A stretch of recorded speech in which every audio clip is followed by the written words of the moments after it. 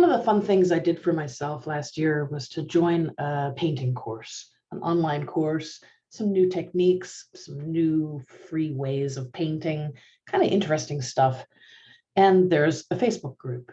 And in this Facebook group, there are so many people who say, oh, this is terrible. I tried this, but I hate my painting and I had to scrape it off. And this is just dreadful. And they've done maybe, 3 paintings ever.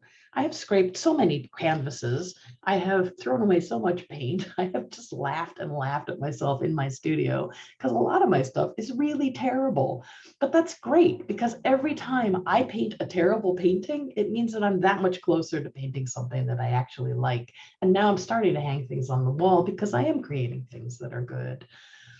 But there's this interesting kind of belief that's running around through the collectives at the moment that you have to be really good at something as soon as you start it.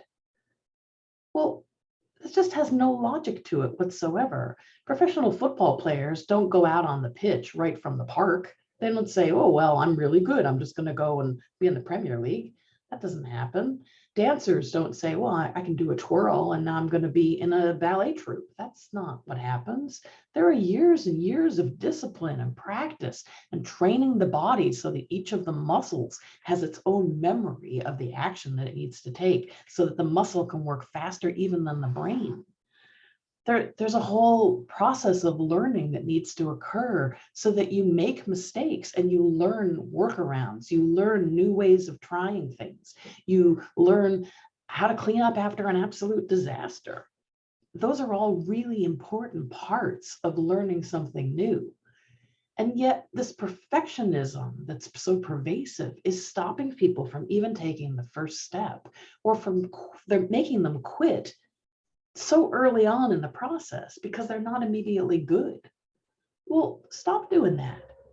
You have to be willing to suck. And in fact, we're designed that way. When we were infants and toddlers, we didn't know how to crawl. We didn't even know how to turn ourselves over a bed. We had to work that out. We had to go, oh, if I do this, if I do that, if I push here, if I grunt this way, and work it out so that we could roll over, so that we could sit up, so that we could eventually stand. And if you watch a toddler, they spend so much time falling down, getting back up, falling down, getting back up. And a lot of times they laugh about it.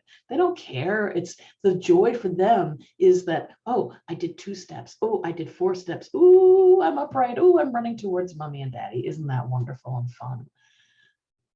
So let's just get rid of this whole idea that you have to be good when you try something new. Or, oh, there's another little subset to this. If you try something new, you should be able to monetize it. That's another really weird one.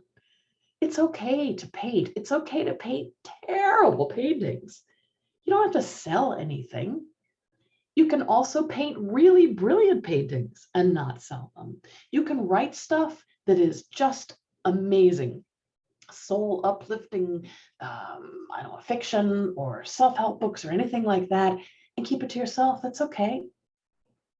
And you can also write stuff that's really, really terrible and you just enjoy the process and you never look at it again. It's all a process. It's all something valuable and it's all good. So everybody, just get out there and suck more, okay?